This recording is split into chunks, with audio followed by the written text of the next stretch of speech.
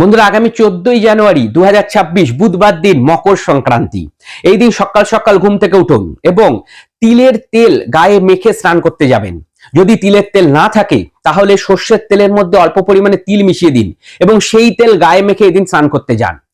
আপনারা গঙ্গাতে গিয়ে স্নান করতে পারেন, কিন্তু গঙ্গাতে যারা যেতে পারবেন না তারা বাড়িতেই বালতির মধ্যে অল্প পরিমাণে গঙ্গা জল নিন, তার মধ্যে স্নানের জল মেশান এবং স্নান করুন। স্নান করে উঠে সূর্যদেবকে অবশ্যই অর্ঘ্য নিবেদন করবেন। একটা তামার পাত্র নেবেন, জল নেবেন, তার মধ্যে অল্প পরিমাণের আতপ চাল দেবেন, সিঁদুর বা লাল চন্দন দেবেন, একটা লাল ফুল দেবেন, দূর্বা দেবেন কিছুটা এবং সূর্যদেবের উদ্দেশ্যে অর্ঘ্যটা নিবেদন করে দিন। বন্ধুরা, এই দিন দেবাদিদেব মহাদেবকে মধু মাখান এবং একটুখানি তিল জলের সাথে দিন এবং সেই জল দিয়ে বাবাকে অভিষেক ক্রিয়া অবশ্যই করবেন। বন্ধুরা, এই বিশেষ তিথিতে দান ধ্যানের বিশেষ গুরুত্ব আছে। আপনারা যে কোনো মন্দিরে গিয়ে যেগুলো আগুন জ্বালাতে লাগে সেই সমস্ত দ্রব্য দিতে পারেন, যেমন প্রদীপ, সর্ষের তেল, ঘি, ধূপকাঠি, দেশলাই, লাইটার, এই জাতীয় জিনিস দেবেন।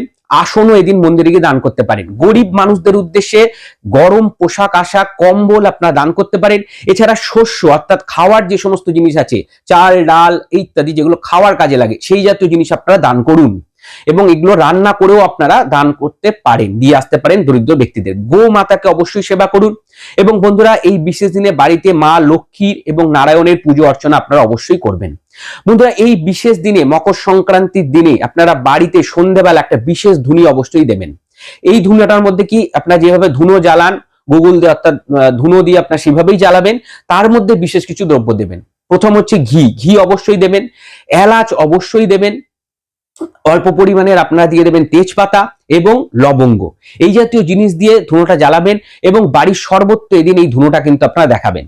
বন্ধুরা, মকর সংক্রান্তিতে আর কি কি উপায় করা যায় এই বিষয়ে আচার্য ঋত্বিক চক্রবর্তীর ইউটিউব চ্যানেলে একটা ভিডিও আপলোড করা আছে। আশা করি সেই ভিডিওটা আপনাদের উপকার দেবে। ভিডিওর লিংক এই পর্বে দেওয়া থাকবে।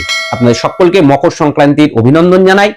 আর এইরকম ভিডিও দেখতে চাইলে আপনারা অবশ্যই আচার্য ঋত্বিক চক্রবর্তী ইউটিউব চ্যানেলকে সাবস্ক্রাইব করুন এবং পাশে থাকা বেল বাটনটা অবশ্যই ক্লিক করে দিন। সকলে ভালো থাকবেন।